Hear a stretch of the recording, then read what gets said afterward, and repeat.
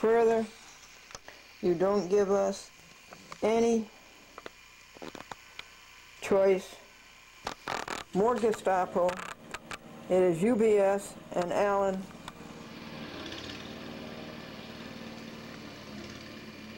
No choice. And UBS has a CEO too crooked to give out his name. See the enclosure. Gerber, who doesn't know how to write orders, and all the lawyers have to write the orders for him. Signs anything that Wilkie Farr Gallagher puts under his nose.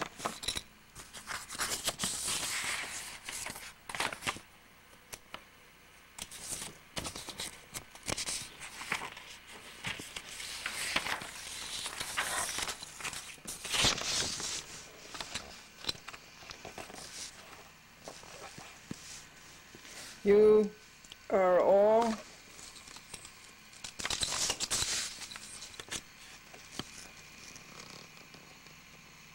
being sued next week in another United States District Court. Yours in truth, and in Amor Patriae, Glendora. How much did UBS and Allen agree to pay all of you? Service is on all persons listed in Glendora's last objection. Your estimated show number on the internet is 3,893, the 11th edition. Your estimated debut is in 2 weeks. You will be on TV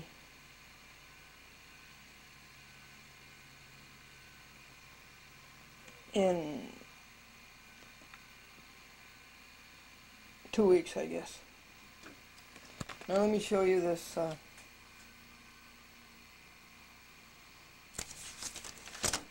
CEO, who will not give anybody his name.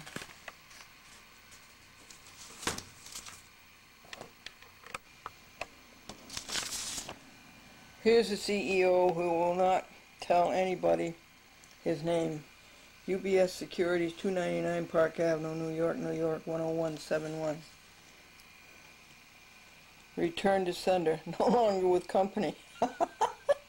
Please remove from mailing list. Not deliverable as addressed. Unable to. Forward. New York, New York.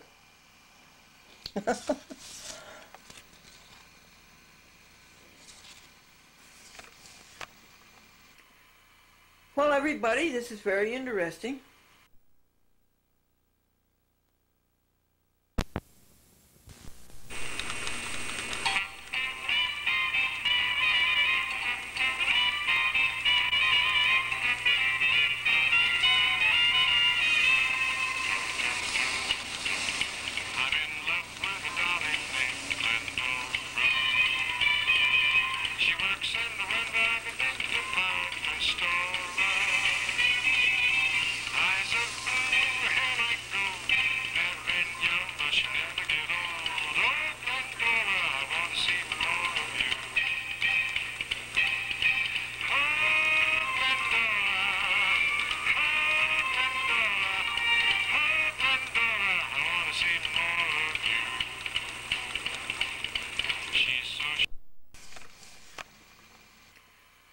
Well, everybody, this is very interesting.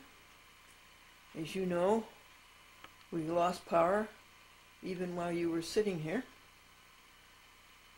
And I've never told people jokes in the dark before. So that's got to be interesting. Are you ready? 5, 4, 3, 2, 1. This is Glendora, a cheerful look at life. Turn to the person next to you and say, God loves you.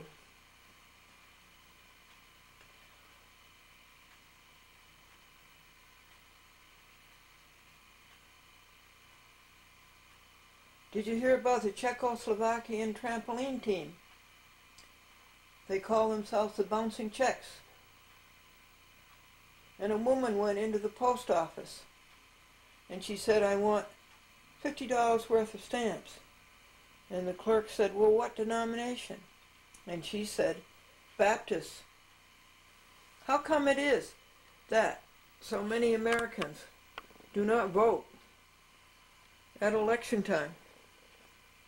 It's because under the Republicans you can't earn your keep, and under the Democrats you can't keep what you earn.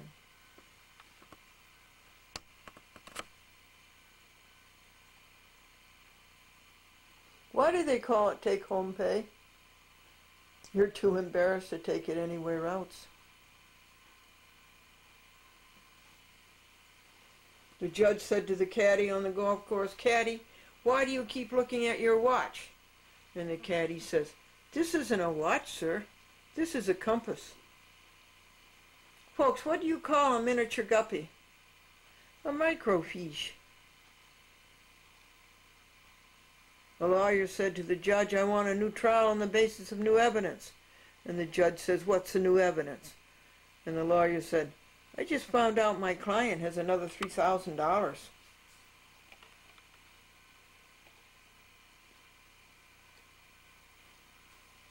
This is Glendora, cheerful look at life. 1 minute of good cheer and goodwill.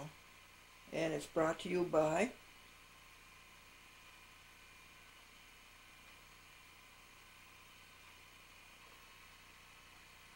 the teacher asked the children to write an essay on life in colonial times, and one boy wrote, life in colonial times was tough. The kids had to play their video games by candlelight. So that applies to us tonight, right? We'll have to do everything by candlelight. Look what it's like when there's no power. No power.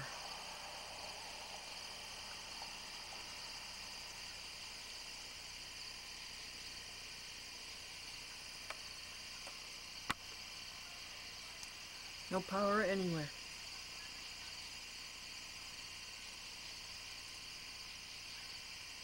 Isn't that interesting?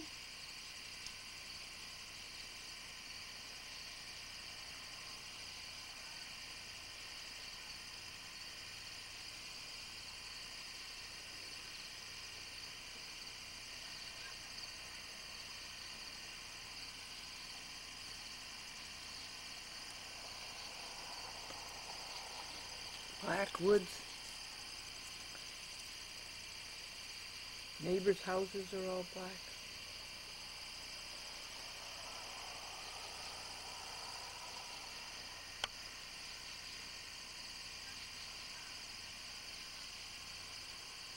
Folks, I wish we had a half an hour to take you on this ride. You just sit back and enjoy it so much.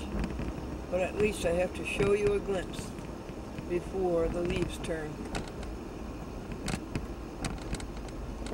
This is the 6th perfect day. You can rain now. It's okay, rain. You can come now. I asked you to go away for 5 days, and you stayed away for 6. So this is the 6th day of a beautiful azure blue sky and going over the country road. I have a bad account to read to you, and it's going to take at least 25 minutes.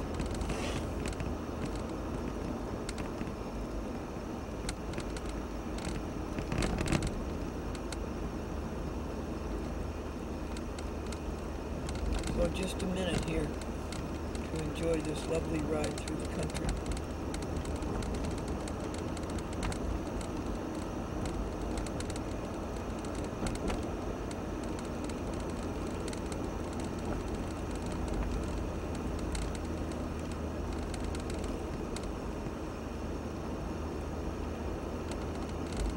Stop cruelty to animals and stop the injustice in the courts.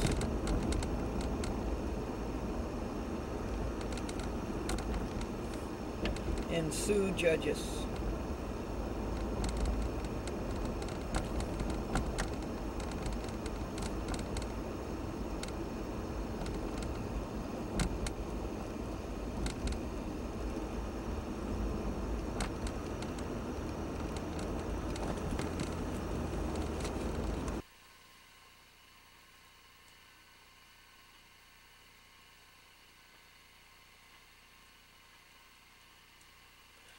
Good morning, folks.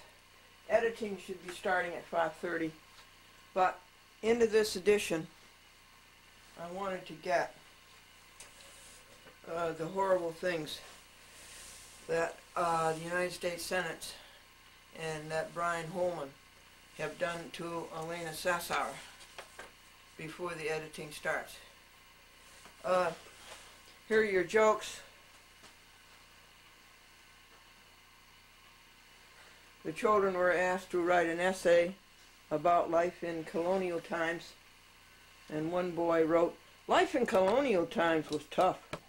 The kids had to do their video games by candlelight." We certainly had to do everything by candlelight. 2 nights ago, we lost power for 12 hours. You know, I was in the middle of videotaping. The last thing I was videotaping.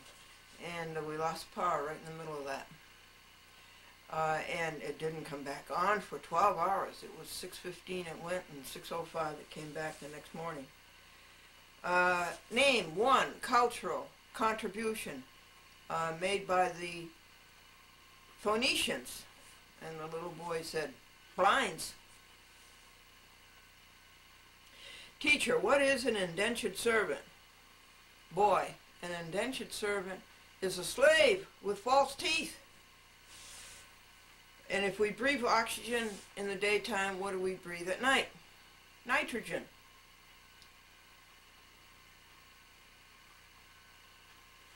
The teacher was trying to impress upon the children the duties and responsibilities of the Vice President of the United States.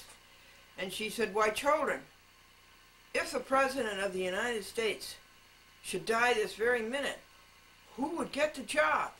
A little girl said, "A Republican undertaker."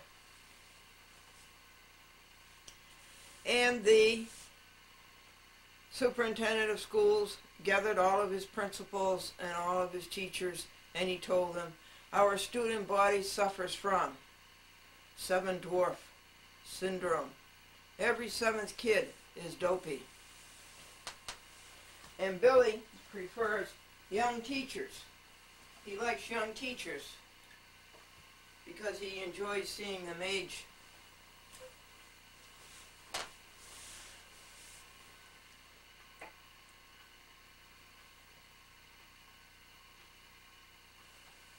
And Arthur said,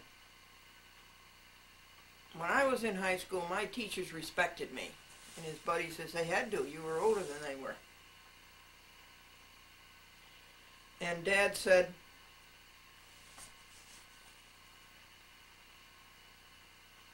"Son, with your absentee record, you will never make it to be President of the United States. But you might make Senator." And did you know that old school principals never die? They just lose their faculties. Now, this man wanted a pet, folks, and he wanted a pet that was small and easy to take care of and was good company. And his friend says, "Why don't you get a centipede?" "A centipede?" So the man brings home a centipede in a little box. And he takes the lid off, and he says, "Centipede, let's go to lunch." No answer. An hour later, he takes the lid off the box, and he says, "Centipede, I know a great place down on Main Street. Let's go to lunch." No answer. 3 hours later, he takes the lid off the box, and he says, "Centipede, I'm getting hungry. Let's go to lunch." And the centipede said, "I heard you the first time. I'm putting on my shoes."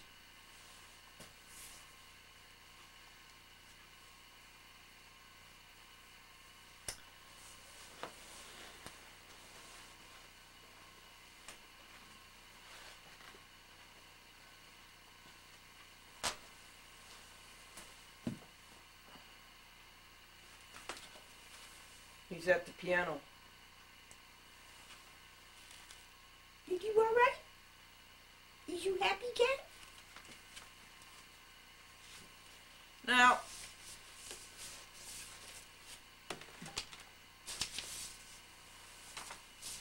first up is the Daily Washington Law Reporter. And here's a picture of Brian Holman.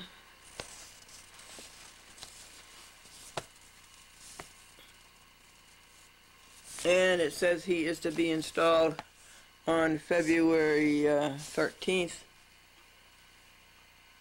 I believe that was a Friday. No. We had one Friday the 13th this year. And the interesting thing is that George McDermott found out that Brian Holman had been signing orders as early as January. In other words, before he was ordained.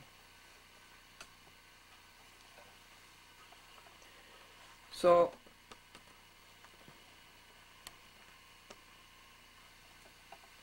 let us read you these.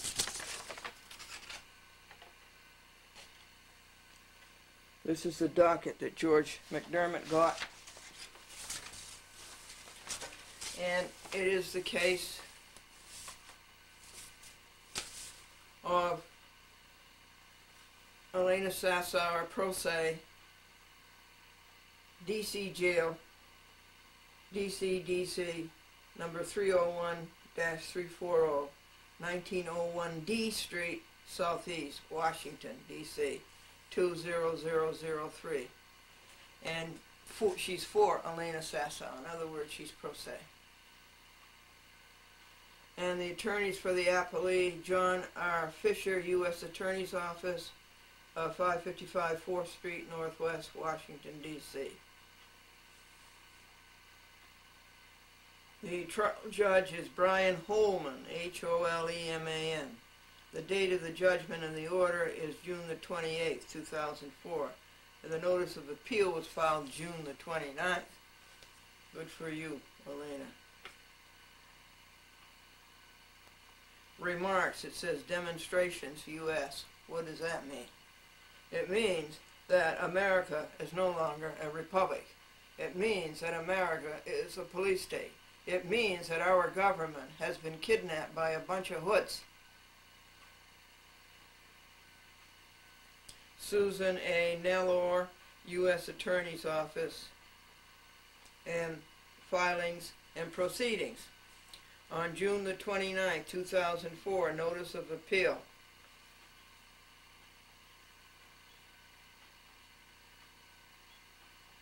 On June the 29th, appellant's notice to proceed in forma pauperis.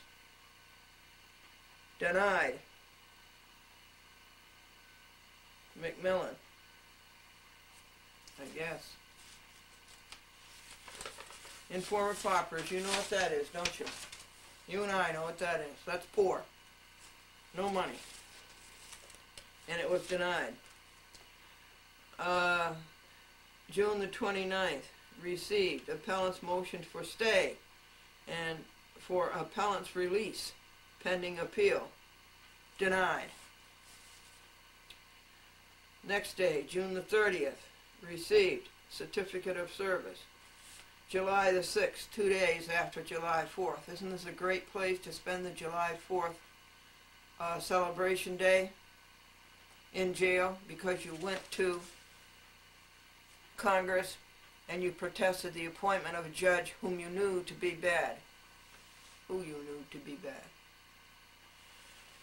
And because you did that and stood up for America and for you and for me, you get arrested and you get a phony trial that denies everything American, and you get put in jail and you spend the 4th of July in jail. Is this upside down? I think it is.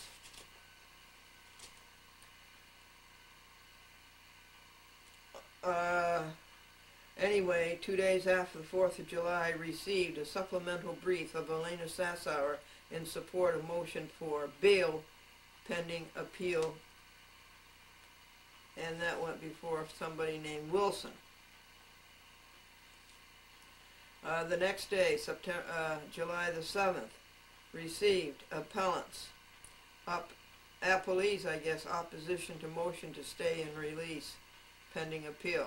That would be the U.S. Attorney, whom I know to be, along with New York State Attorney Generals the most promiscuous liars, along with cable TV operators. Also on the 7th of July, an order denying appellant's motion to proceed in form of papyrus. Appellant shall, within 15 days from the date of this order, either submit the $100 appeal fee or a completed and accurate motion and affidavit executed personally by the appellant. You know, if you ever have to have a heart transplant, you should ask for the hearts of these people. They've never been used. July the 7th, same day, order denying appellant motion for STAT, what's that, and release pending appeal.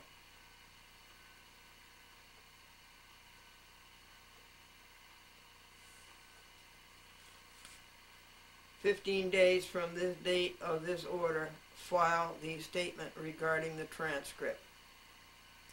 Now, in between the lines here, how did Elena do all this? She was in jail. Her Americanism had been denied.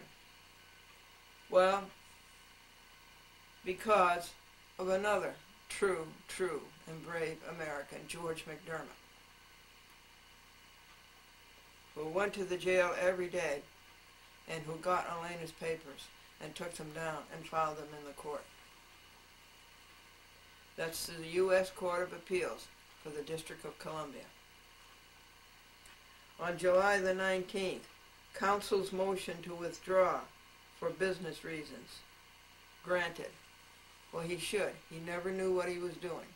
Elena paid him something like $5,000. No wonder she's in form of papyrus.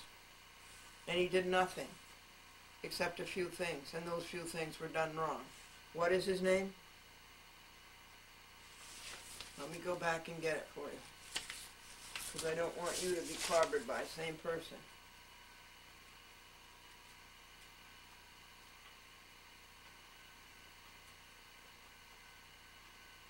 It's gold something. Okay, we will come across it. Oh, it's an order denying appellant's motion for stay and release pending the appeal. That was on the 7th of July. And then her lawyer resigned. You know, a lawyer can't resign from a case without an order by the judge.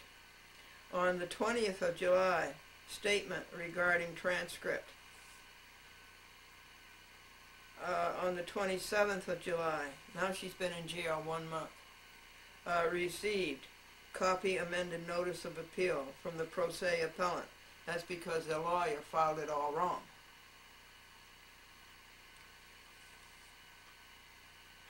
And on the 29th of July, an order granting the counsel motion to withdraw for business reasons, joint, in the appearance of Mark L. Goldstone is his name. Okay, he did everything wrong, and he never did her any good, and he just took her money. Well, you know, that's the synopsis of every lawyer I know, with the exception of 2. Goldstone, Esquire, is hereby vacated, and appellant shall proceed on appeal pro se. And appellant is hereby directed that she must comply with the rules of this court and may interact with this court only through properly filed pleadings. Gestapo, and the rules of this court I know from personal experience. That this is the Court of Appeals for the District of Columbia, and the rules I know to be crazy. And the judges there I know to be dishonest. I have personal knowledge of that, and I have proof by their own hand of that, and they have been sued for that. Now we're up to August. Affidavit of George E. McDermott attesting that appellant fees were filed and paid timely and statements regarding transcripts were also filed. You knew enough to do that, George, so that they couldn't lie about it. And I wonder if he paid the appellant's fee. If I had known all this, the intricacies, then I would have paid it.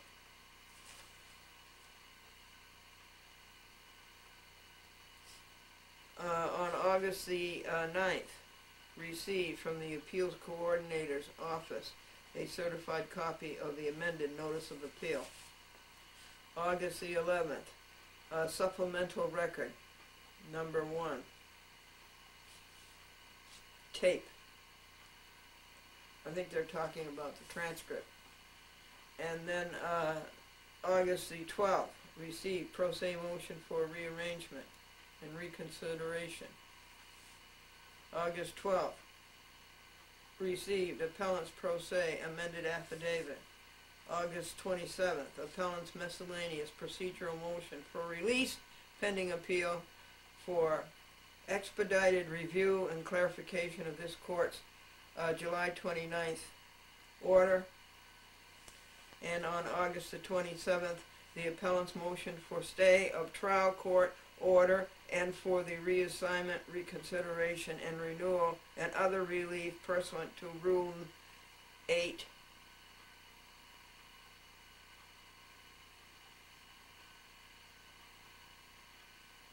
And August the 27th, a letter from the appellant regarding submission of pleadings to the court.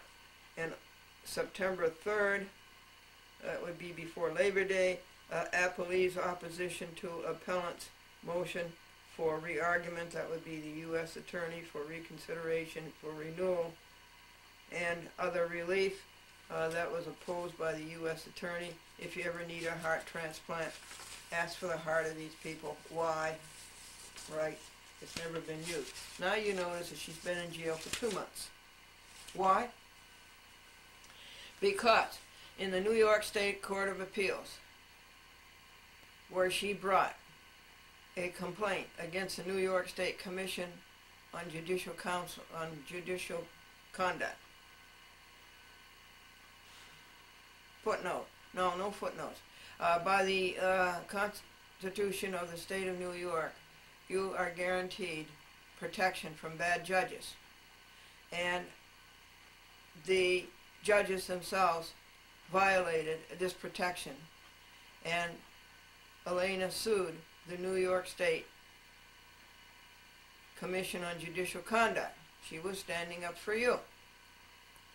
And she fought that in the lowest, well, in the Supreme Court of the State of New York. Of course, the judges lied and went traitors, and she appealed it to the highest court in the State of New York, the Court of Appeals.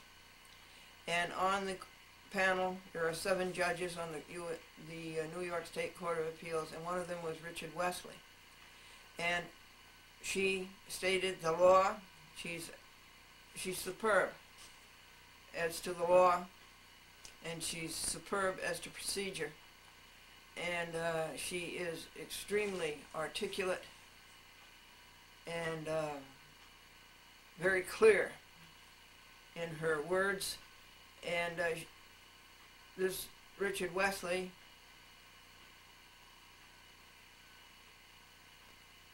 was forced either by his own personality or his peers to dismiss the case. It's collusion. And so he dismissed it, but in order to dismiss it, he had to lie. And this is no problem for judges. They lie 24 hours a day. And so that was corruption.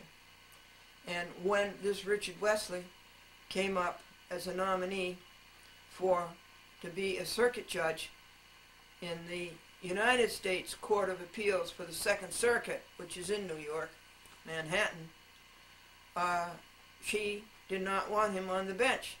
And the reason we have so much trouble with U.S. district courts today, and I know, because I have filed cases clear across the country and up and down the country, I know every judge to be corrupt. And this is why. Because she went to Congress to protest his appointment as a federal judge, even a circuit judge, or as I call them, circus judges. When she went to Washington to oppose that, they wouldn't give her a chance to speak, and this Saxby Chambliss was the only senator at the table. The other senators were, of course, out loafing. And he put down the gavel, and she had sat there for 2 hours waiting to protect us Americans from this bad judge, Richard Wesley. And she said citizen protest against the appointment of Richard Wesley on the basis of documented correct record. And the police came and arrested her. Is there something upside down here in America? Has our government been kidnapped by a bunch of hoods? Yes, yes. Arrested her. And then had this phony trial before Holman, which was the most severe and abominable denial of human rights and of USA rights. Biased and prejudiced to the limit, to the extreme, and put in jail.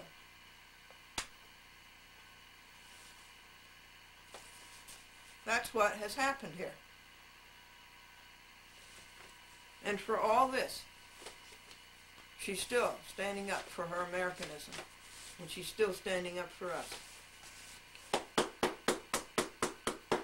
Well, I'll tell you something, Elena, don't you feel bad? Because this is a call, a tremendous call, and you are honored. You are truly honored, and you are truly blessed and fortunate.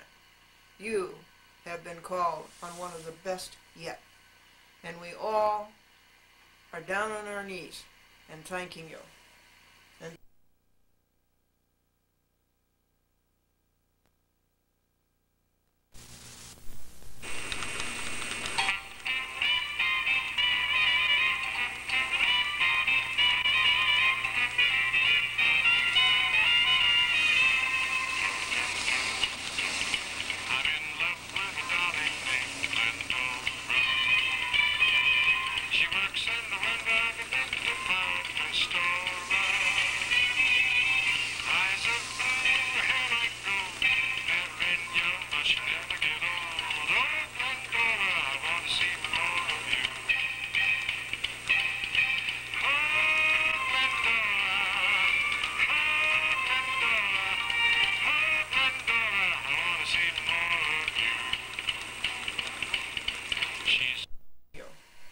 And thanking our God for calling such an able person.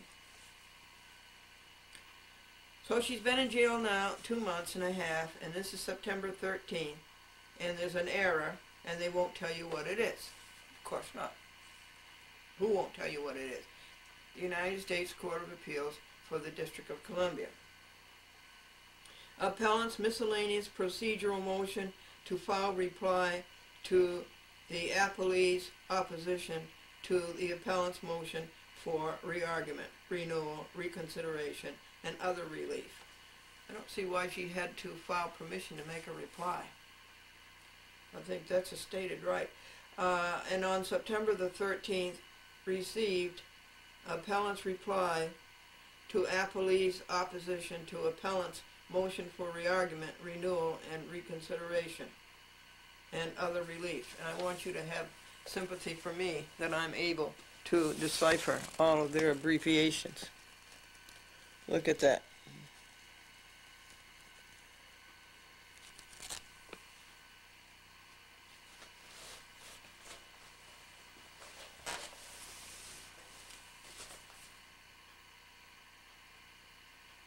Scheduled events. August 30, record index. September 9th, check. September 9th, September 7th, a check. September 23rd, a check. And September 23rd, a check. Those are the events for the U.S. Court of Appeals. in the District of Columbia. Okay, now in Holman's own hand, I believe,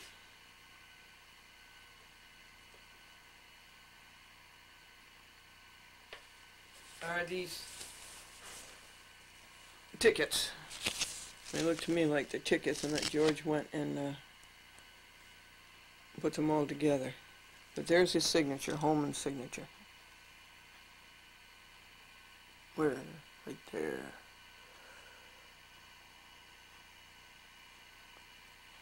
I think. It's got to be. He has to sign an order. If he doesn't sign it, it's not an order.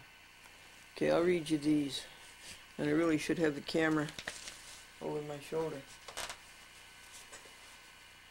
Defendant's request for written adjudication of discovery rights. Denied. She shouldn't even have to ask for this. And when she does ask for it, her Americanism is denied. Denied in chambers. Brian Holman. Defendant's emergency request for a continuance granted in chambers. Trial continued to April the 5th, 2004. Brian Holman. Thank you. Maybe that's not his signature.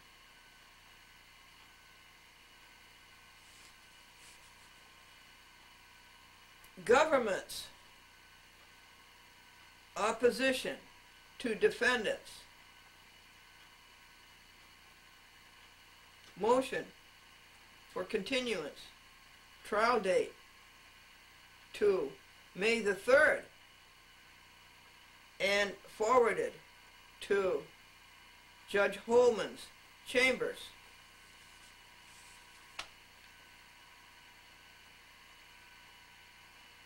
CMB are the initials.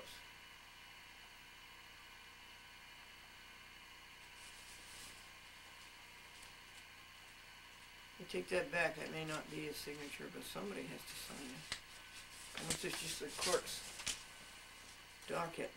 Yeah, that's not his signature. Sorry, mistake. Defendant's petition for a continuance of March the 3rd, trial date, denied from chambers. Governments, they say the government. It's the anti-government. It is not the government. Our government doesn't behave like this. This is the anti-government of U.S. attorneys and crooked judges. Anti-government's motion in limine to preclude something to defendants' political motivations, etc. Denied in chambers. Government's ex parte submission, I guess, released to defendant in its entirety. No, that wouldn't be ex parte. That's what the U.S. Attorney does. They make up all these funny things and all these vapid things, and they're really sort of addled, rotten, empty, and then they call it what the defendant asked for. In other words, discovery. And they don't tell the truth. I knew a U.S. Attorney named Edgardo Ramos who lied 4,000 times. Yes! You don't believe that. But over a period of 2 years, he lied 4,000 times. And I guess they finally got tired of my counting up their lies, and they dropped the whole thing. Motion and something affidavit to disqualify Brian F. Holman, and for something of the March 1st, 2004 trial.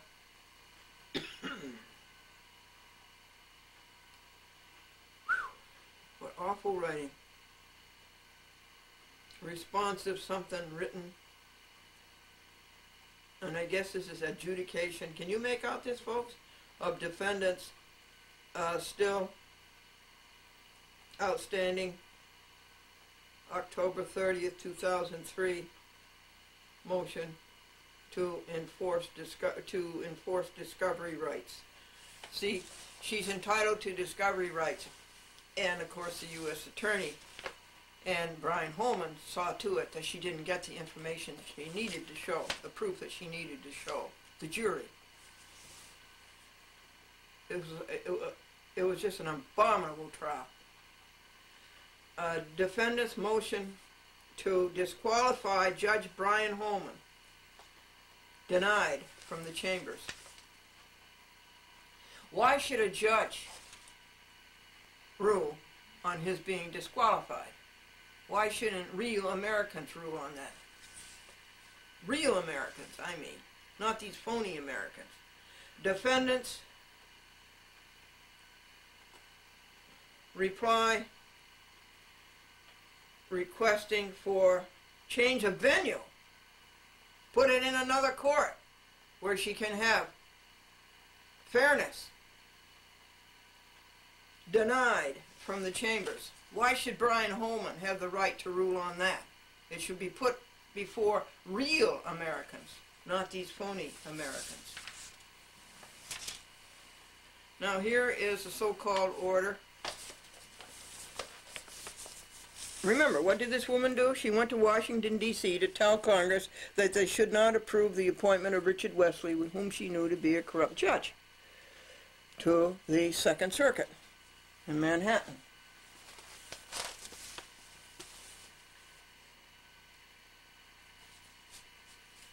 Accordingly, upon defendant's motion, consideration of the defendant's motion and the government's opposition thereto, there being no demonstration of newly presented facts or a change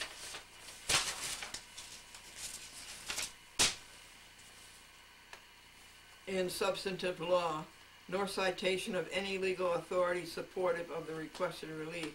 It is thus on the 29th day of March 2004 hereby ordered that the defendant's motion for removal is denied, and it is further ordered that defendant's request for a stay of the trial pending appeal of this ruling is denied. Brian F. Holman. Here is his signature. I'm glad I don't have to read his writing.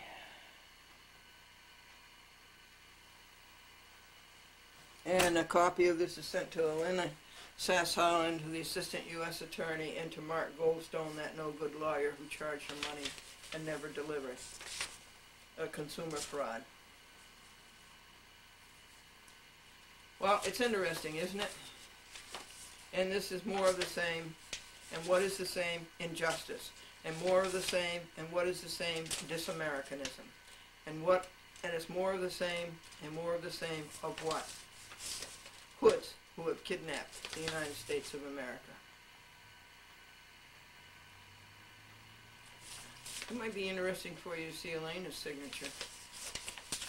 Thank you, George McDermott, for taking the time, taking the money, and the urge of energy to send us this record. We'll get it on the internet.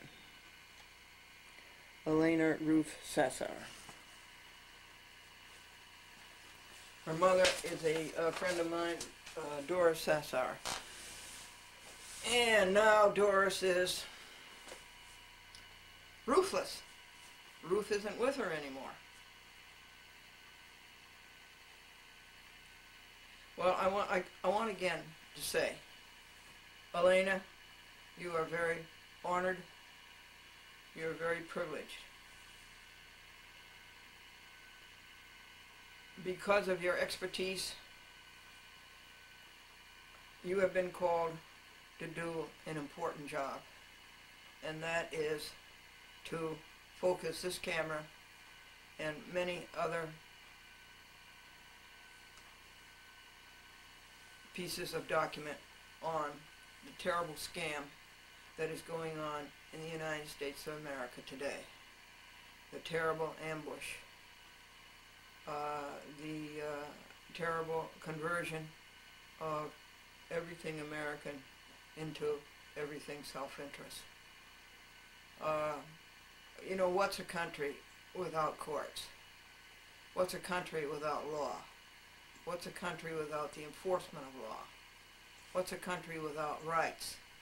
What's a country without protecting your citizens instead of making them victims? What is that? And you people on the internet all over the world, you can see the phony claims that are going on here. What we have is rotten and putrid and addled. And you people who are doing this, you should be ashamed. Period. On the other side of this, let me say to you people who are doing this, we pray for you. Certainly you are not whole, happy, and healthy. You are splintered, unhealthy, and unhappy. You are not getting what you want in life. You are very unhappy people. And you go after this power and this $140,000 plus a year, and you go after this, and every day you sell a piece of your soul. I don't think you have any soul left, but then I don't think that God would let that happen to you. There's got to be some soul left. And I'm addressing that little bit of soul that is left. Stop it. Be somebody. Be the human being that you know you should be. Stop being such a bum. This is Glendora, chat with Glendora, on 45 TV stations, 450 municipalities, including you, DCTV. And DCTV, you better cablecast this. And on the internet, www.chatwithglendora.com.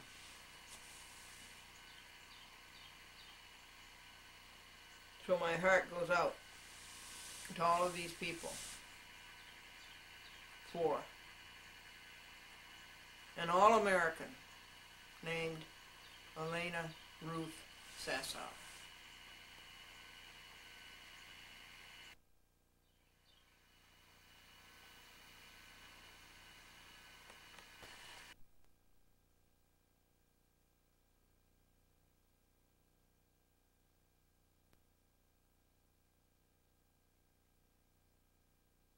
See how he had to lie? He had to tell a bald-faced lie that the appeal was not taken in good faith. Glendora says you are locked into a RICO, Racketeer Influence Crime Organization. Glendora asked Clavert to wait until she could save up your pound of flesh to $255. Now what are the grounds for ditching that? What's wrong with extending the time, enlarging the time they call it, to pay the fee? What's wrong with that? Until I could save it up, acknowledging fully well that it is a ripoff.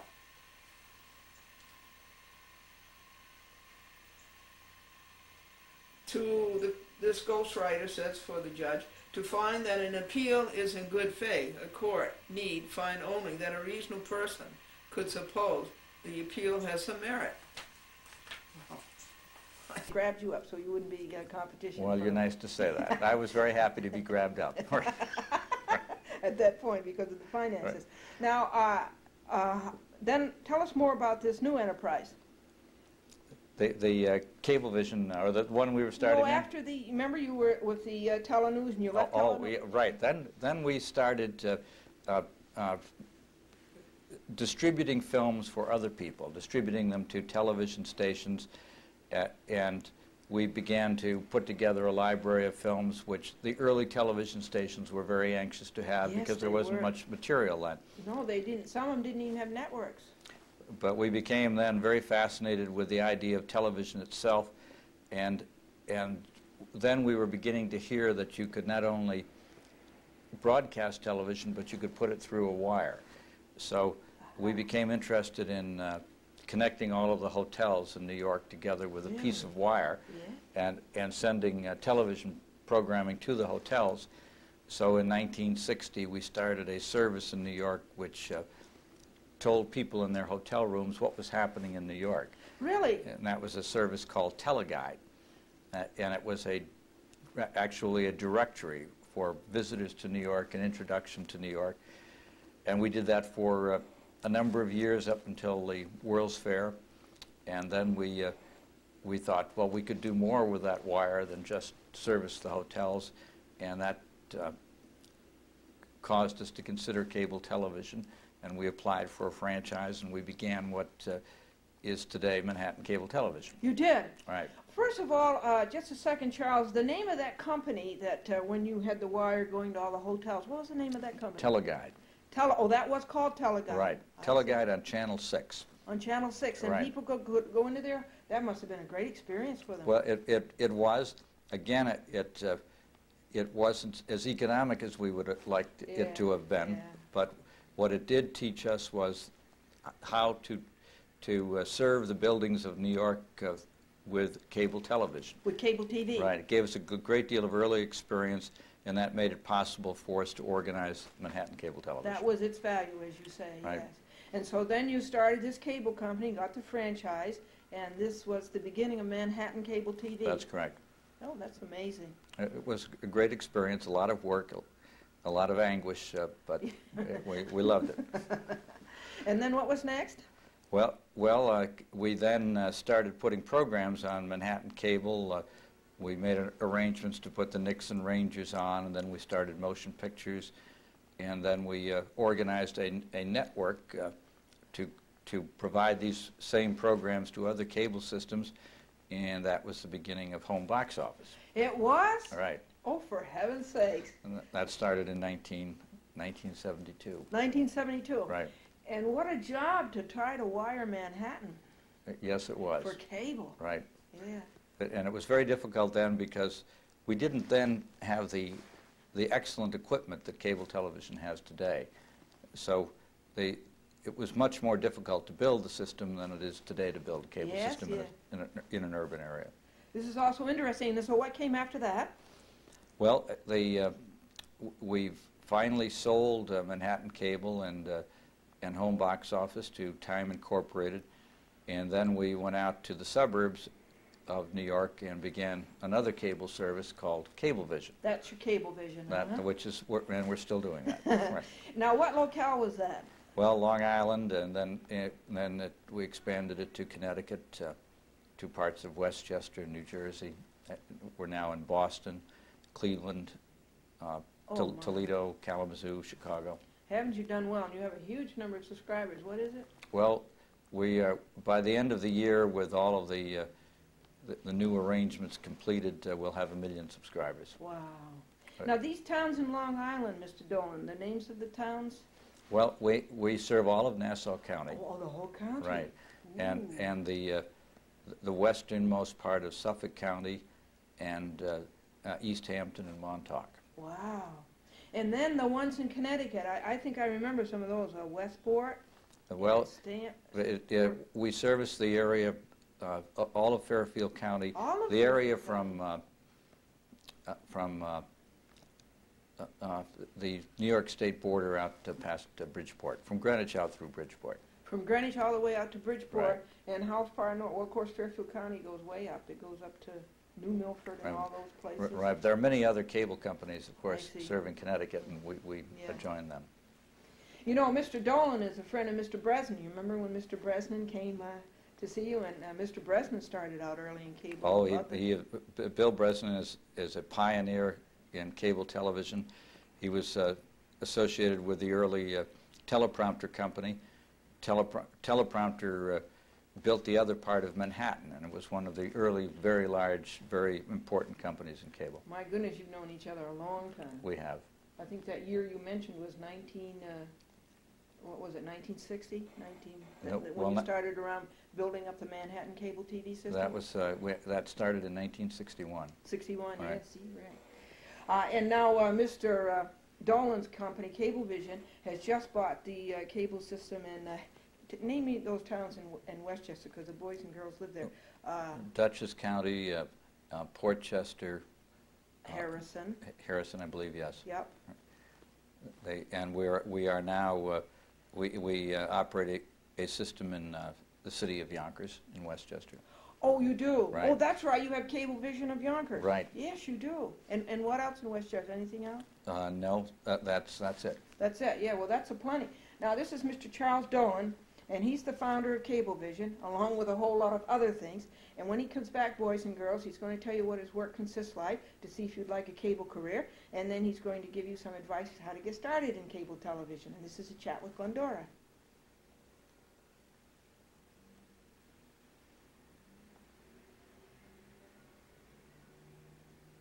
Mr. Dolan, could you give us an idea of the flavor and excitement of your work? Well, there's a lot of excitement. There's so much involved in cable television. One, you are putting together programs that you believe that people who are your subscribers will want to see. So we have organized sports programming. We telecast all of the games of the Islanders, and we do the Yankees and the Mets and the Devils and the Nets and so forth. And we enjoy putting those programs together, doing those telecasts. And we have another service called Bravo, which is the performing arts and international film, and still another American movie classics, which are the great films of all time. So we have that programming aspect. We produce our own news programs. We do programs that tell people about all of the channels that we have, etc. So there is the idea of programming, which is a very important part of cable television, and then there is the marketing side of it, which is presenting all of that to potential subscribers and persuading them to become subscribers. And that involves direct sales, direct mail marketing, telephoning, etc. It is a different kind of marketing experience, and many of the people who are with us really enjoy that more than anything else and spend their careers doing that. Do they? Mm-hmm. And then the financial side, cable television involves the expenditure of large sums of money. So that we need people who can relate to banks and investors, and understanding the economics of cable television is by itself a specialty, and communicating that understanding to others. And then we have the technical side of cable, how to build a cable system, to maintain it, to operate it, how to improve it, providing greater channel capacity, putting facilities into the subscriber's home that enable them to respond to us and to order films on a pay-per-view basis. And the other important improvements that we're anticipating in cable, it is a great experience for people who are technically oriented and who like communications. So cable is one industry, but it is multifaceted, and there are all kinds of very different career opportunities under the umbrella of cable. Well, I think that's fascinating, and you love every minute of it, don't you? I do. We find it very challenging sometimes, but I can't imagine a business or an activity I would rather be involved in. Oh, that's good to hear. And I don't think that you and I made it clear. You own Sports Channel. Yes, we do. Yeah, Sports Channel, Bravo, and what was the third one? Sports Channel, Bravo, American Movie Classics, News 12. These are all program services that are offered via cable. Yes. And we provide those to other cable systems, and our cable system carries programs that are created by other cable systems. Well, Charles Dolan, that's a thrill to me to hear all that. Now, will you tell the boys and girls a good way to get started in cable TV as it is today? Well, I think the best way to become involved in cable is to recognize what you're enthusiastic about, what skills you have, and to develop those, regardless of what they might be, and then to examine the cable industry and find out how you can relate to the cable industry through those particular skills. And then talk to people in cable about what you do, and what you do well, and what you want to do in the future.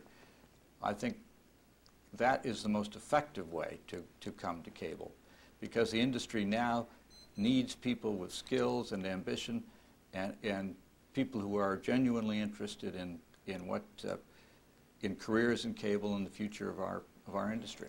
Oh, and I think the people in cable TV would be pretty responsive to the youth, don't you? Well, the industry is growing. We're employing more and more people. I think the future for cable is very bright. And again, anybody interested in cable should recognize the very strong divisions of interest within cable, and they should single one of those out and come to cable with the idea of being involved in a specific part of cable. That will make that person more interesting to their prospective employer in cable. Is there anything else that you want to tell the youth, Mr. Dolan? Just like to encourage everybody, absolutely continue with your studies, develop your own potential, whether it's cable or something else. It's you that is finally the most important aspect of it. Oh, we thank you so much for taking time. You're a busy, busy man, but to hear it from you is a great honor. We appreciate it, Mr. Dolan. Thank you for having me, Glendora. You bet. Bye now. Bye. I want you to go race.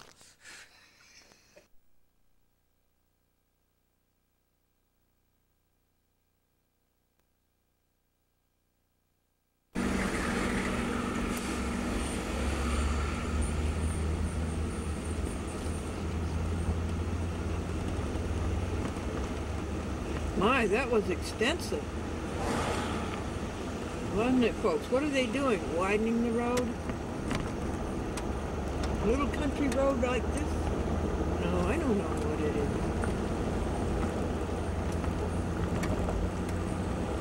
But it upsets the plants.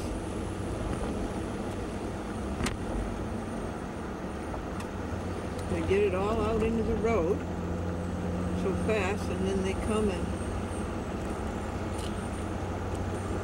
take the dirt off the pavement. Boy, it's extensive and expensive.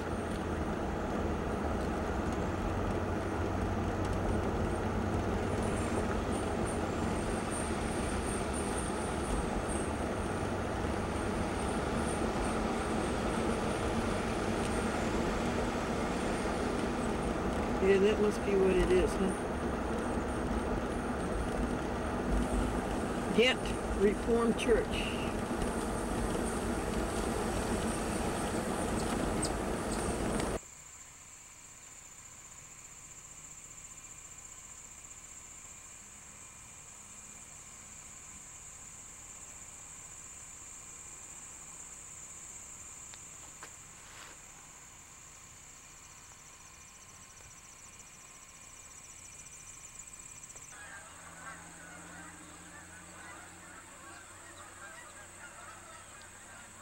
I hear them, but I can't see them.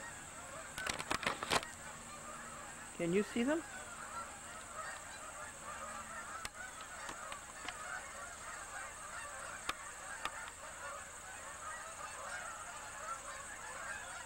There has to be a pond up there. I think there is a pond up there.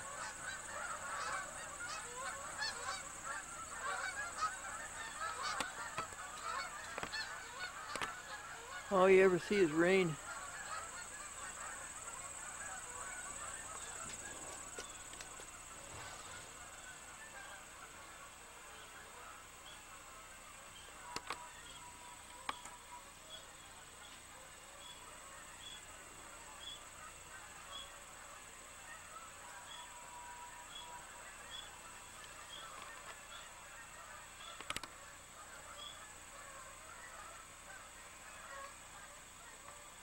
That was backup light.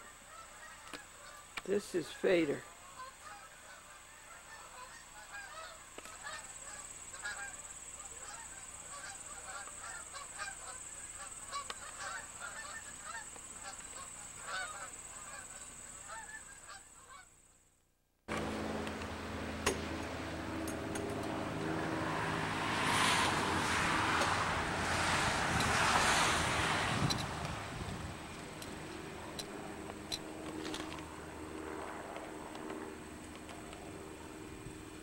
Want that one right there?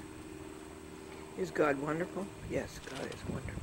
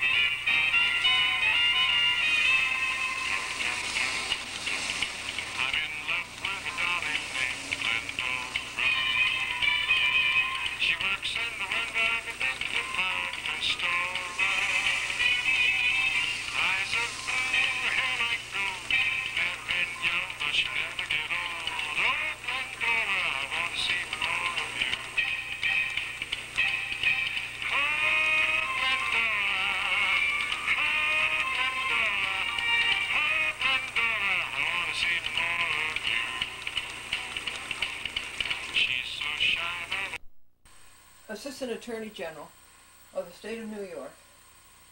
Her name is Judith McCarthy. And she called the court on Omnibus 19, Glendora versus the Bull, in Nebraska. And they told her that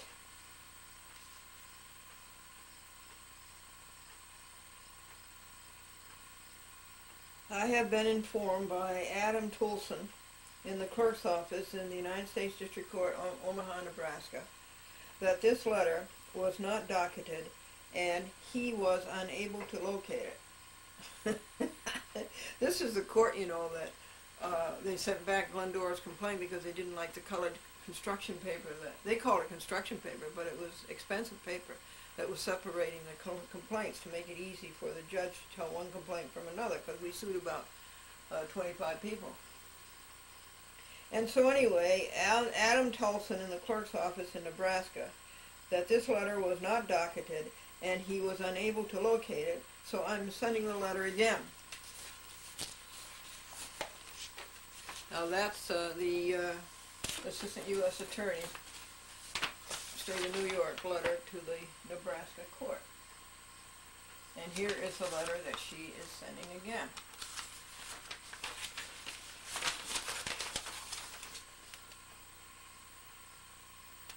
Well, you remember that letter because we spent a lot of time together, you and I read you my refutation of that letter. Glendora's memorandum to U.S. District Judge JFB, that's battalion, I'm fighting a battalion, that no magistrate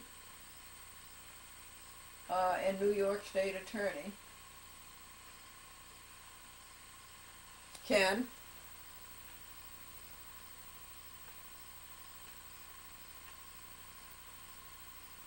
paper is a nullity.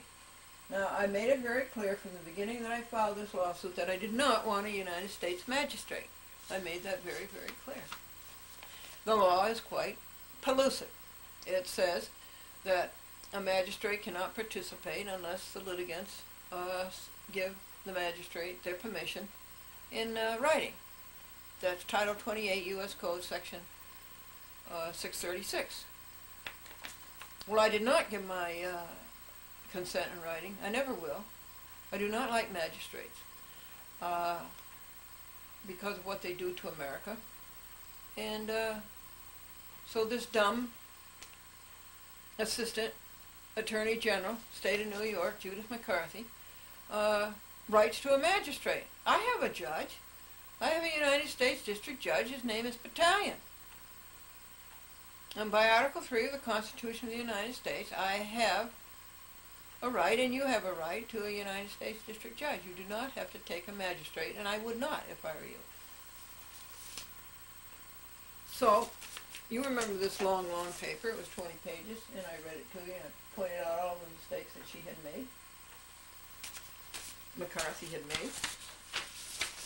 And so my immediate answer to this confetti that came in last week is, it was a bad enough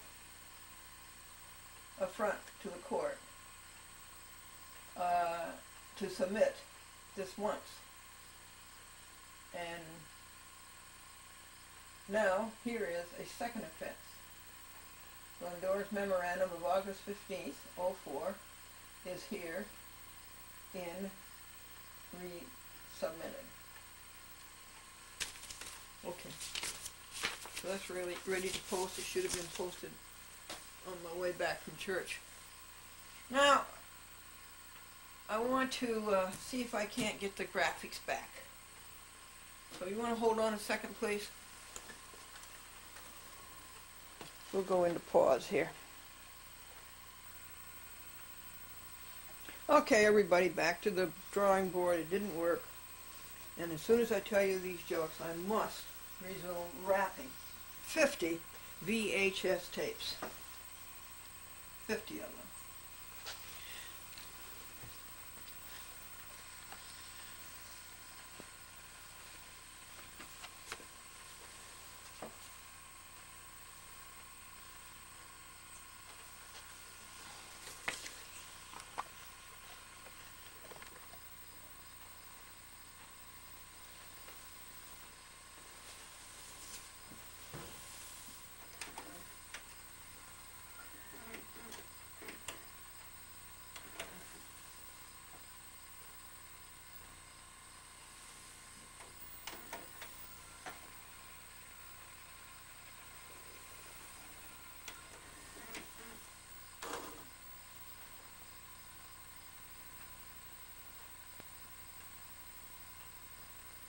that's another problem. I can't get any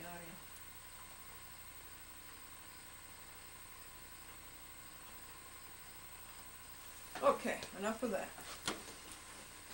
Turn.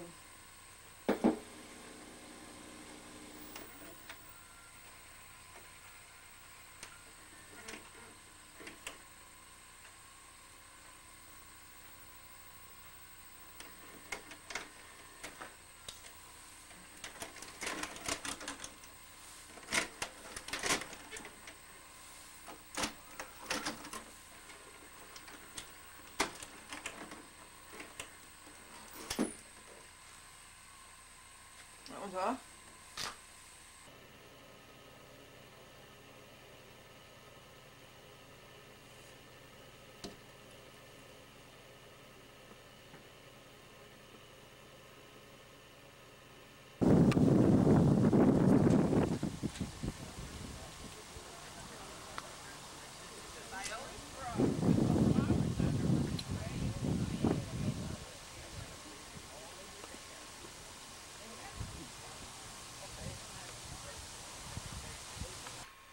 Those are beautiful things that the priest said about God and about Christ and about St. Paul. It was just beautiful.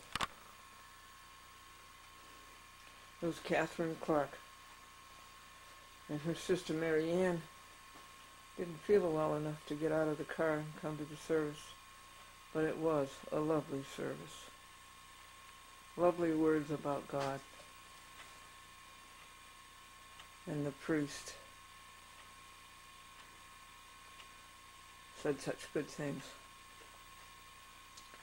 It was so cold, folks, out there. It's only the 5th of October, and there was a penetrating chill.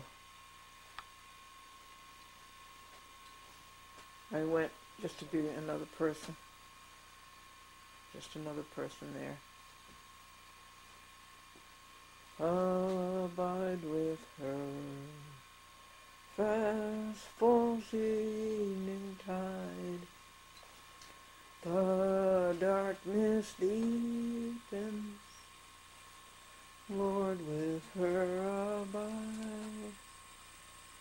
When other helpers fail and comforts flee, help of the helpless, Lord, abide with thee.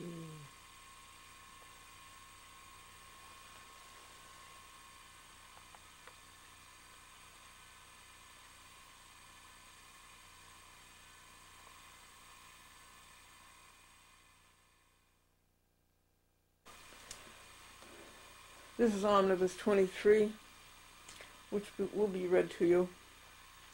We're down to the last 3 defendants. There's 25 defendants so far. These are the envelopes for the defendants.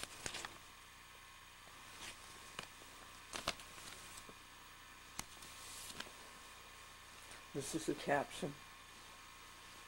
This is the preliminary statement. This is the copy for the clerk. And this is a copy for us, you and me, Glenn's copy. And for George McDermott, great American patriot in Washington, D.C. And for the Center for Judicial Accountability, another great patriot in Washington, D.C. These are 2 programs that are going to Berkshire Cable TV.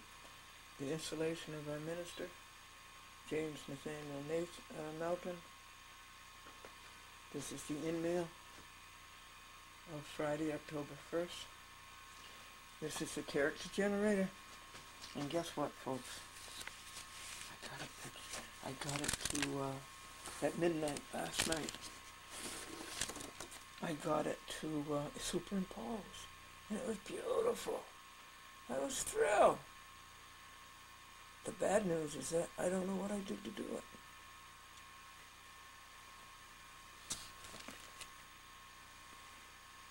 I have to read you a couple legal papers. And I'll do that now. I was so glad that I had my winter coat out there on October 5th. My cozy warm quilt winter coat.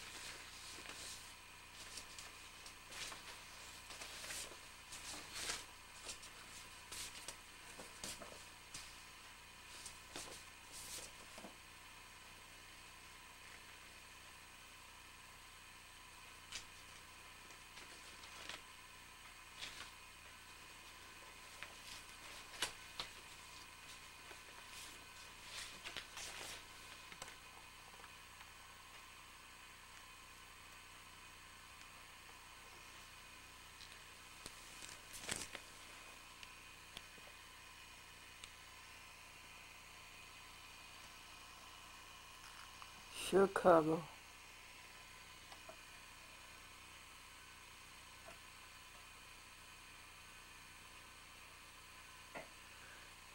Thinks a form is more important than justice.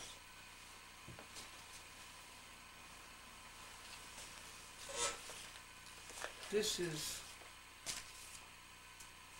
Glendora's judicial misconduct and disability complaint against Charles N. Norval in the United States District Court, Chicago, who ruined a great lawsuit, who ruined a perfectly pleaded complaint and turned his back on America. And why do we bother? Because it's wrong. It's wrong. And we have to stand up for what is right. And so the Seventh Circuit, to whom you send these judicial misconduct and disability complaints for the Chicago court, they want a form. And folks, every bit of information asked for on this form was in the paper that I sent. And they were just too lazy and too zombie to look for the information. And they think they're going to try to make you, constrain you to this amount of space. Well, my statement of facts against Charles R. Norval, I wrote to you when it was written. And these are the things that have to be said about their form.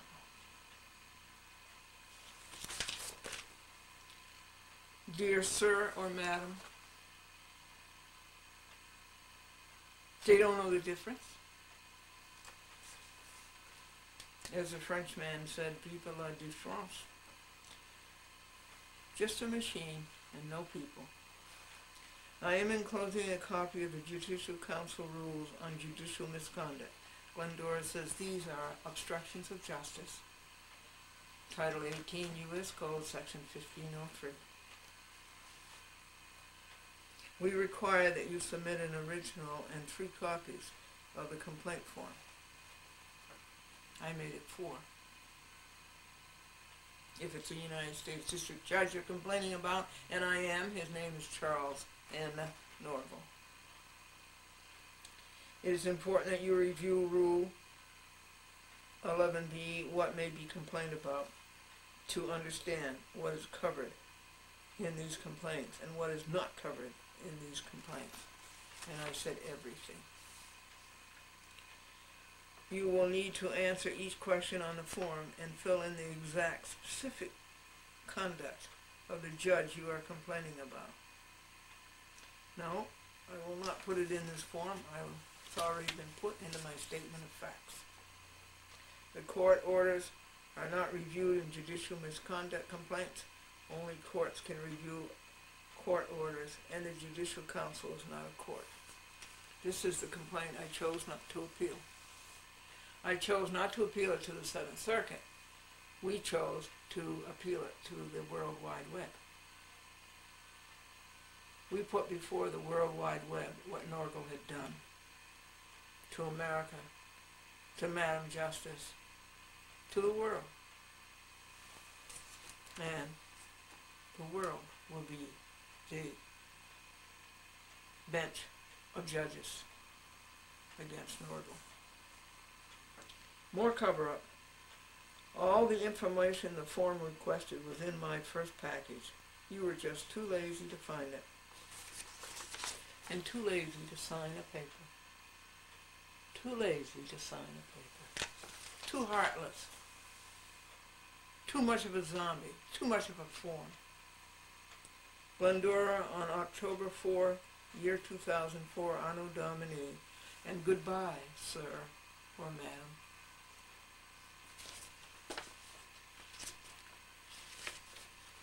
Over on the other side it says, you have not processed my judicial misconduct and disability complaint against Charles Clavert in the United States District Court, Milwaukee.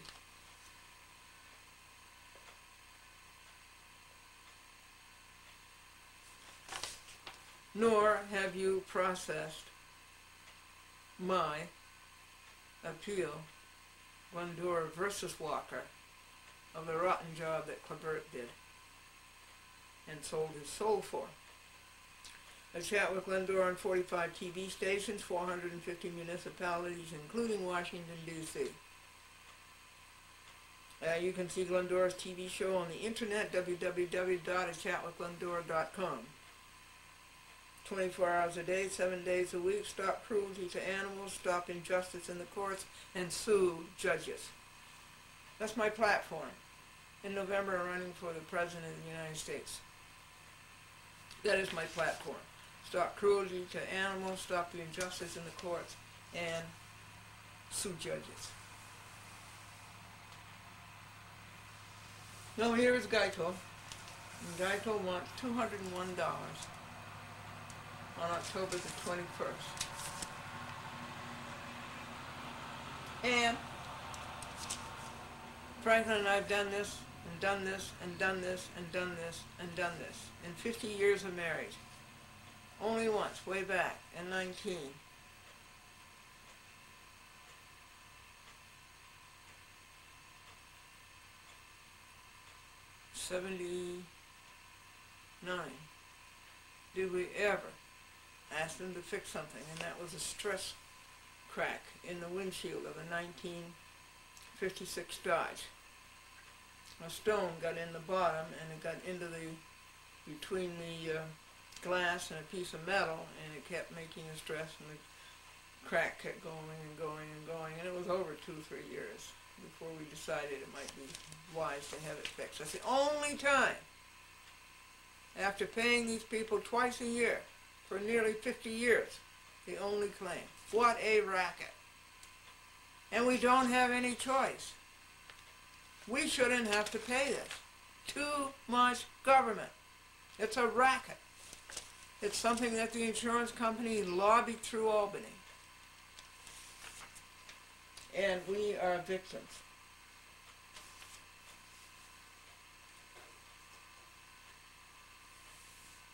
You know, folks, you know that you're getting old when the kids come home from school and they tell you what they're studying history, and you recognize it as current events.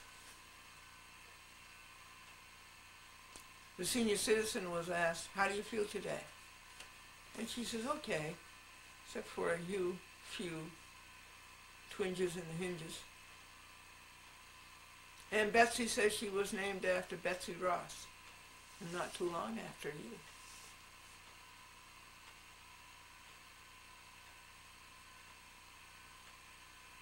Bob, you know, I told you about, is always talking about his hometown.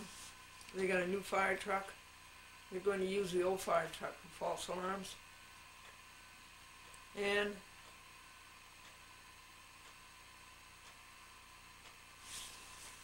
the town was so small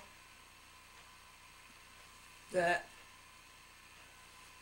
the fire department consists of 4 midgets and 18 water picks.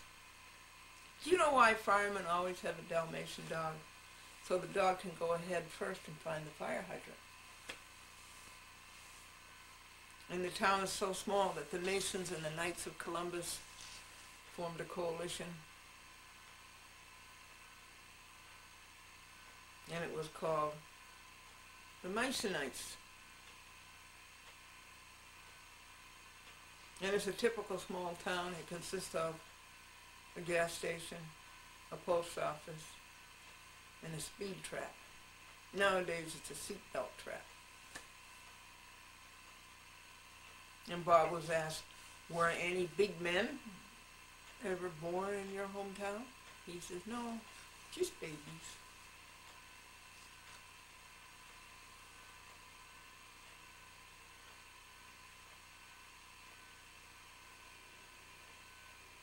Did you hear what happened when the snake charmer married the undertaker?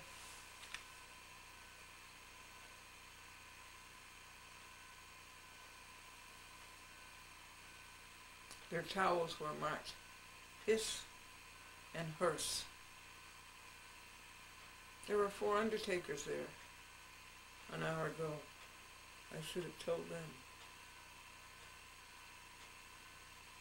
And the father was asked, what do you think of solar energy? And he said, my son spends more time than anybody I know lying on the beach in the sunshine, and he has less energy of anybody. Ed says he's so old that he can remember when the Dead Sea wasn't dead yet, it was just sick.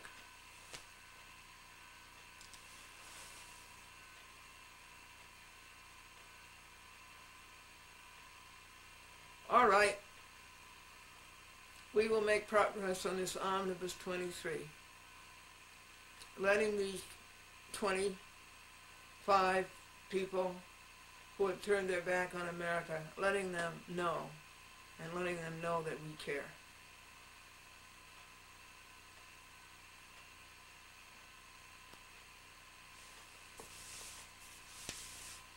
Are we doing God's will?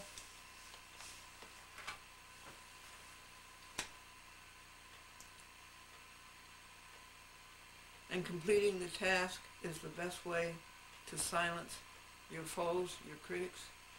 Complete the task is the best way.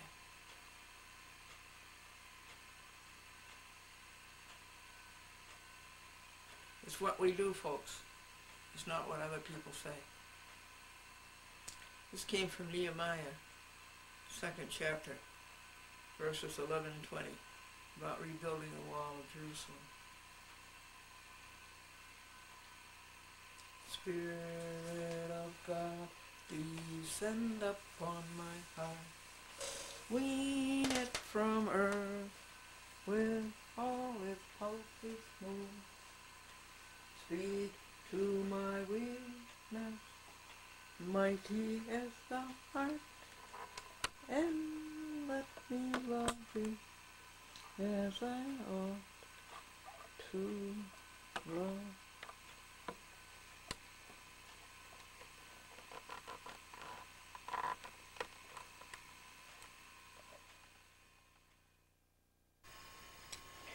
Folks, what do you think is in this Walmart shopping bag?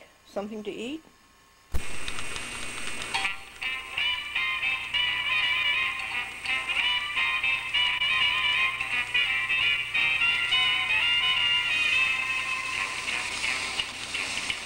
in love with a darling named Glendora. She works in the window of a big department store. Eyes of blue, hair like gold, never in young, but she never get old. Oh, Glendora, I want to see more of you.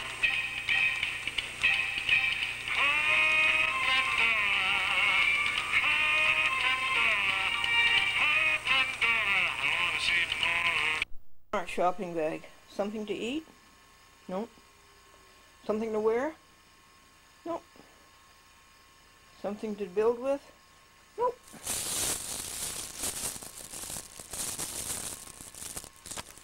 It's a lawsuit. Omnibus 23.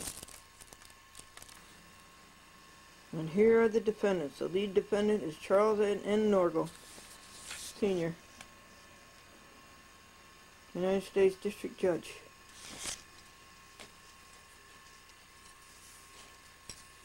Joel M. Plum, Chief Judge, United States Court of Appeals, 7th Circuit.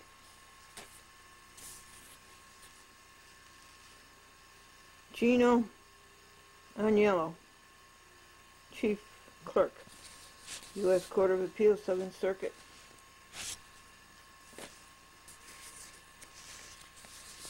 Richard G. Stearns, United States District Judge, Boston.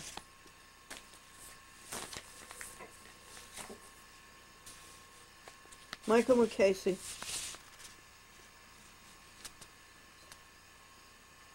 United States District Judge, Manhattan.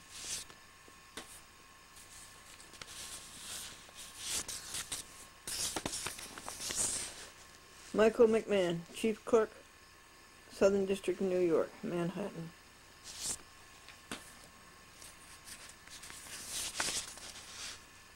Eligible Pro Se Clerk,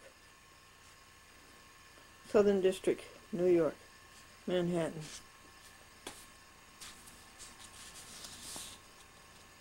Armin Roth, Deputy Clerk, U.S. Court of Appeals, 9th Circuit, San Francisco. Chief Judge Schroeder, U.S. Court of Appeals, 9th Circuit, San Francisco. These are the defendants. Charles Clavert, United States District Judge, Milwaukee. Tracy Hope Davis, United States Trustee, Manhattan, in the Adelphia bankruptcy.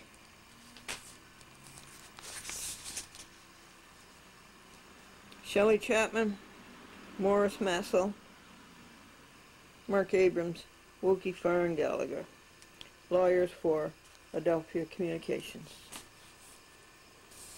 United States Bankruptcy Judge, Gerber,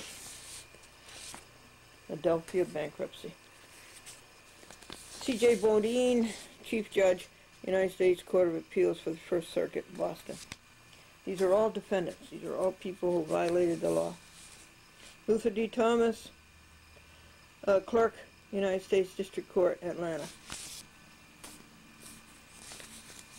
Donald Keogh and Allen and Company, who are in charge of selling the properties of Adelphia for $23 billion. UBS Securities, CEO won't give his name, and they're getting huge amounts, taking huge amounts away from the creditors to sell the Adelphia cable TV systems. It always surprises me that Cablevision hasn't come to this yet. Greg Josephson and Nathan and Watkins in Los Angeles, something to do with the Adelphia bankruptcy. Richard D. Mason, Wachtell, Lipton, Rosen, and Katz, lawyers, New York, Adelphia bankruptcy. Michael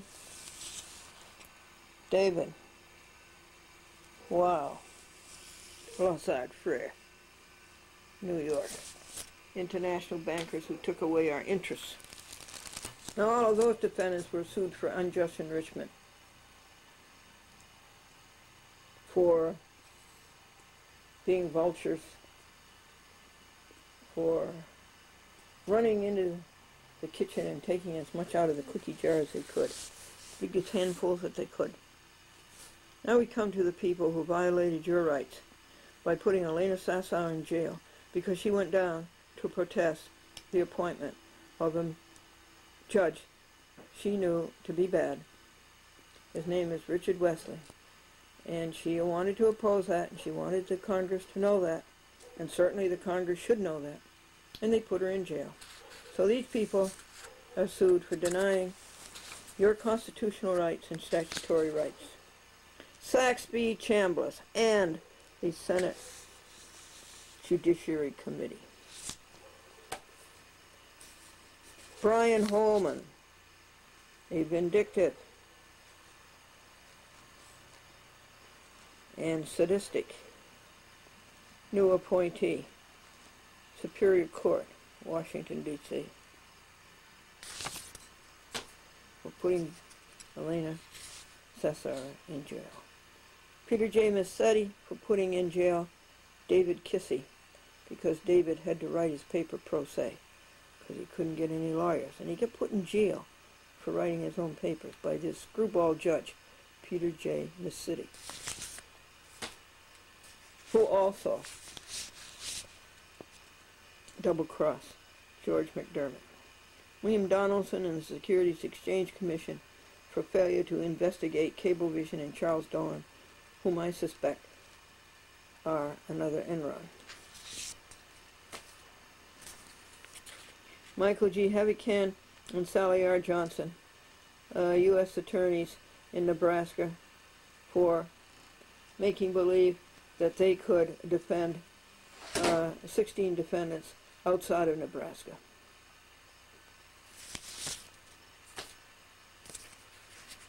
James C. Fox, bad United States District Judge in Raleigh, North Carolina. Says he doesn't have judicial jurisdiction over federal questions, and he doesn't have any jurisdiction over diversity of citizenship.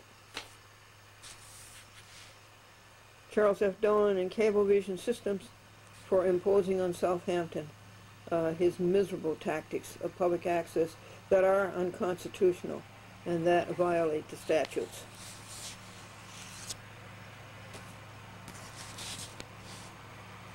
Judith McCarthy for misrepresentation. She's an assistant attorney general, state of New York. And this is Omnibus 19. And it is in the United States District Court in Nebraska. The name of the suit is Glendora versus Sabul. And who is Sabul? Another bad United States District Judge in Montana.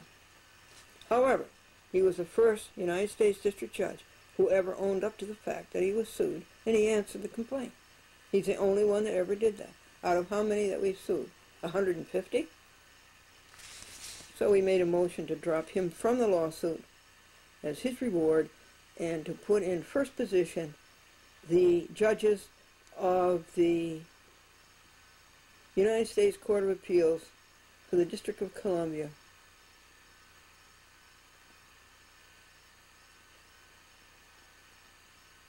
I think there's 14 of them, or 12 of them. So we made them the lead defendants. Patrick Heaney, Nancy Grabowski, Steve Kenny, Dennis Susskind, Town of Southampton, for violating our public access rights and letting Cablevision impose upon us its limiting and prohibiting of public access with its crazy rules, phony, fake rules that have no statutory authority and that are nothing but harassments to try to get rid of public access so that he can have the channel for commercials and so he can get rid of the cost of public access administration, which must be borne by the cable ops. Copies to Great American Patriot, George E. McDermott, Washington, D.C. And a copy to the Center for Judicial Accountability, Incorporated, another great patriot fighting judicial corruption in the United States. Would you like to see the clerk's copy? Oh, this is all so heavy, and it's all first class. Pounds and pounds and pounds. Think of what this is going to cost. This is the clerk's copy. Now the clerk got the papers by the own hand of the defendants where they violated the laws. And there's no way that anybody can get around this.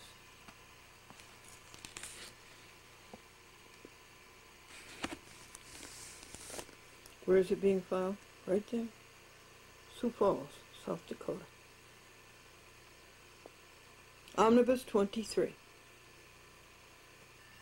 It took 40 hours of this life, $79 to print and post, and a $150 filing fee. So that's $209. Going to Another U.S. District Court that's just a skeleton. It's just a skeleton. But it's the only thing we have. We don't have anything else. It is Opus 1206. Let me give you something to look at in January.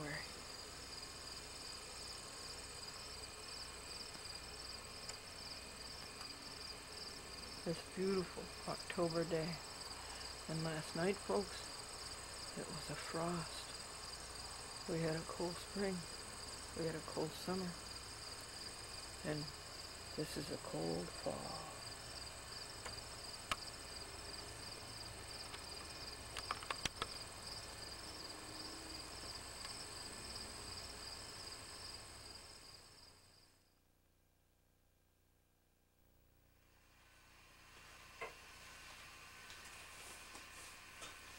Folks, you know you're getting old when the kids come home from school and tell you what they're learning in history and you recognize it as what you learned as current events. The senior citizen was asked, how do you feel? And she says, okay, except for a few twinges in the hinges. Marilyn says that she's so old she can remember when the Dead Sea wasn't dead yet, it was only sick. And Betsy said she was named after Betsy Ross.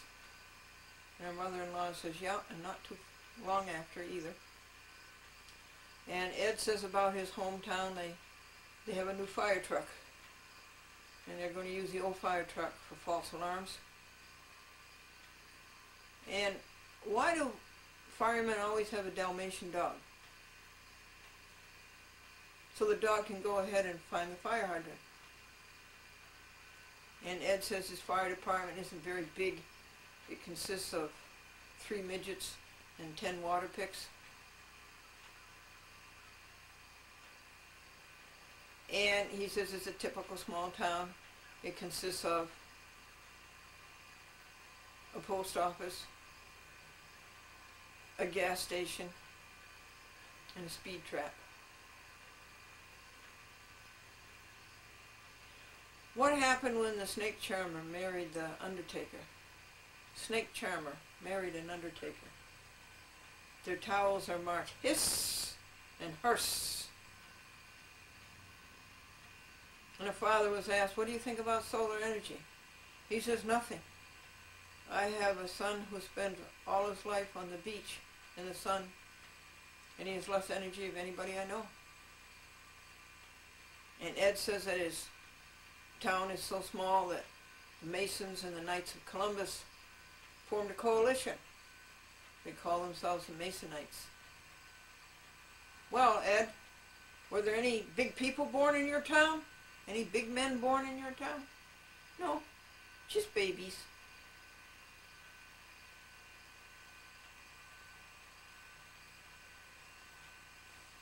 So how are you doing, folks?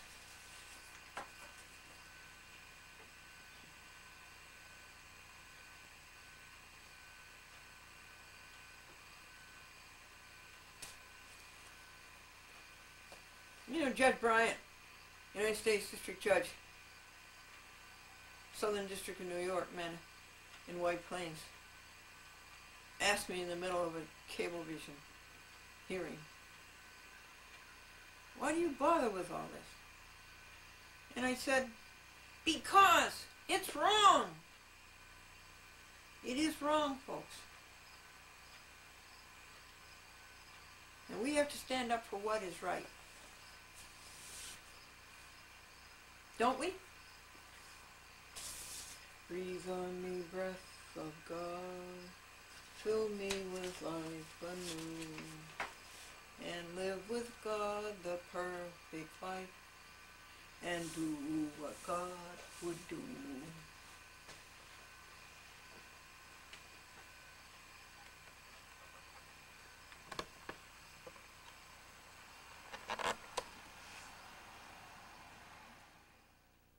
got a little bit of space. This is Thursday, and there are only 5 programs so far, 5 editions. Last time we edited there were 20, and the time before that there were 20.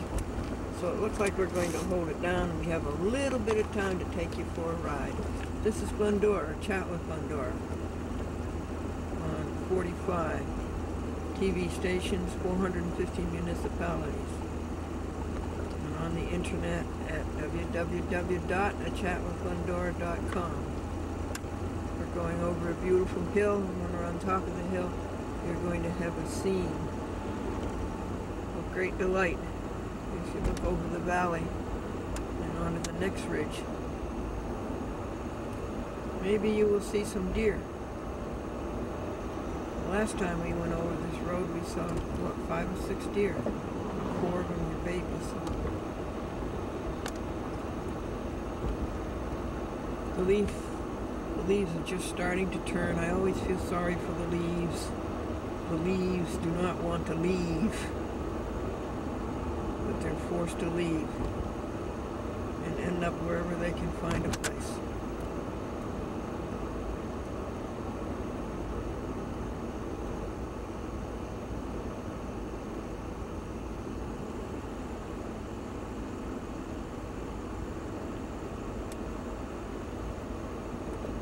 Here's the valley, and there's the other ridge.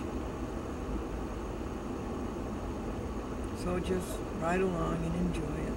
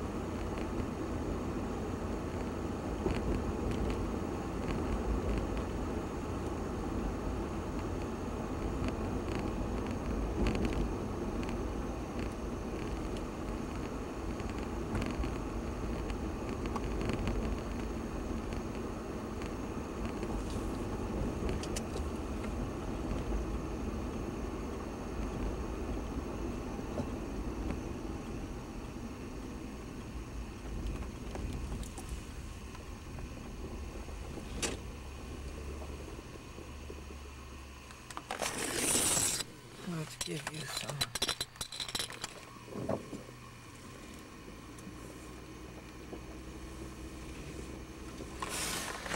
See, that's a modular house, folks. It wasn't there last night.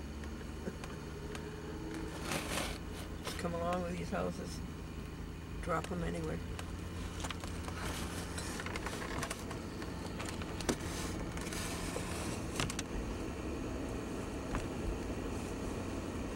Too much of that will spoil your pretty country ride.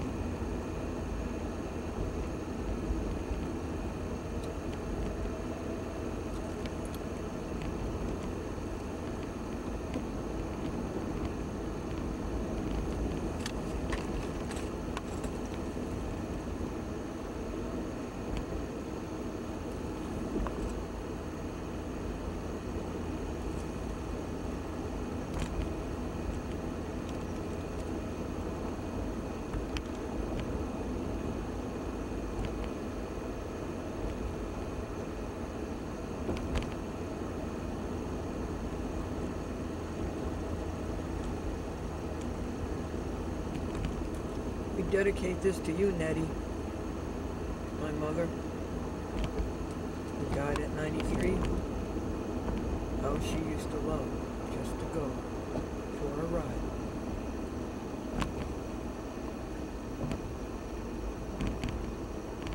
And how singularly sensitive she was to the beauty, the scenery.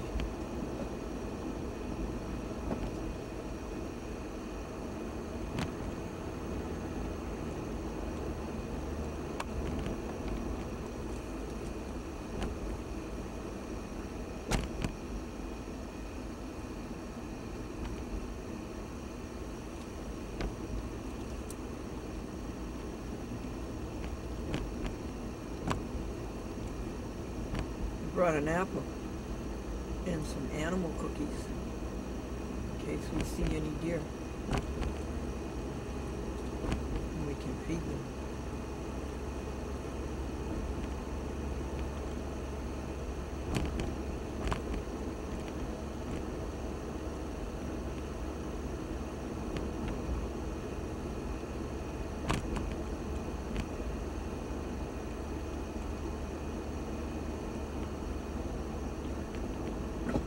Here's a man who wants us to stop.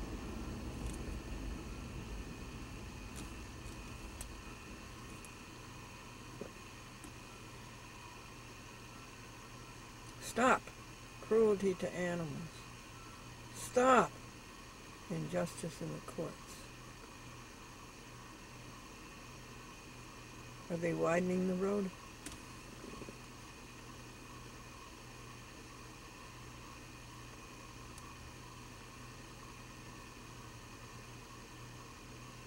Is that fun to hold a stop sign all day long?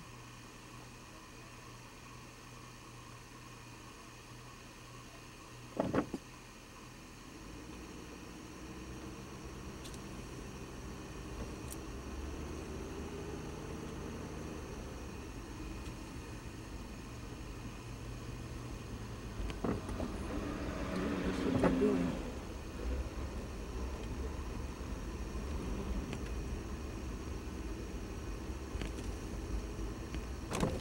Poor grass.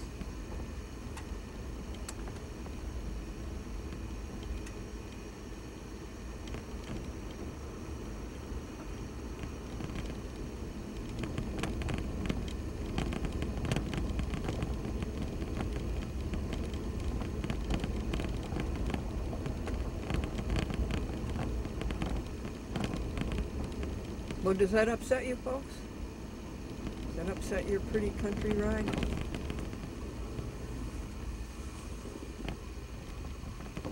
This is kind of narrow.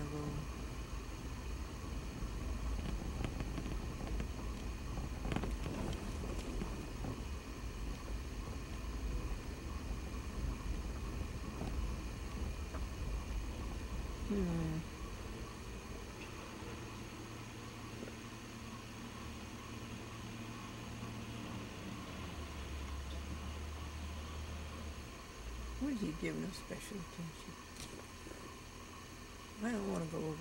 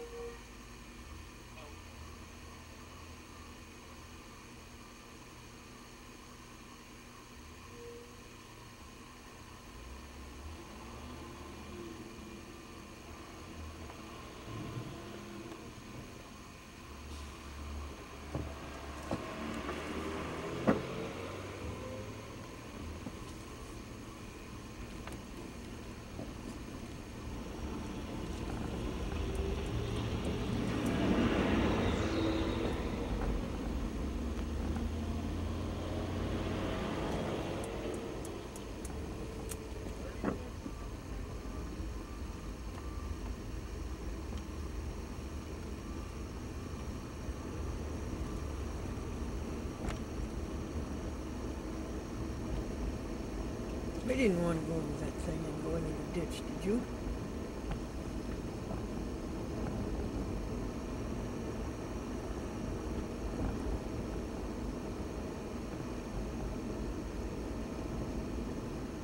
Now what's this?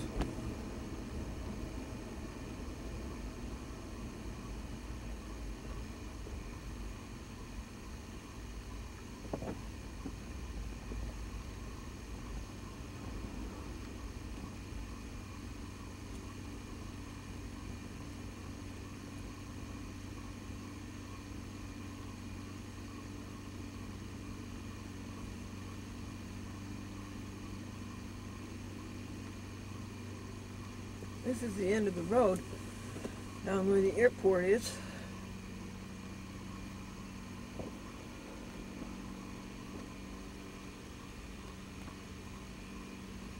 Goodbye.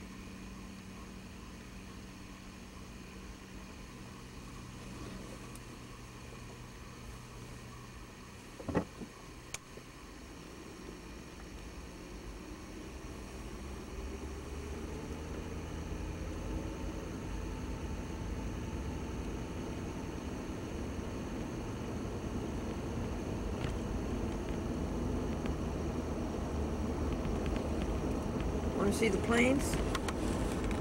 No, not the grass, but the airplanes.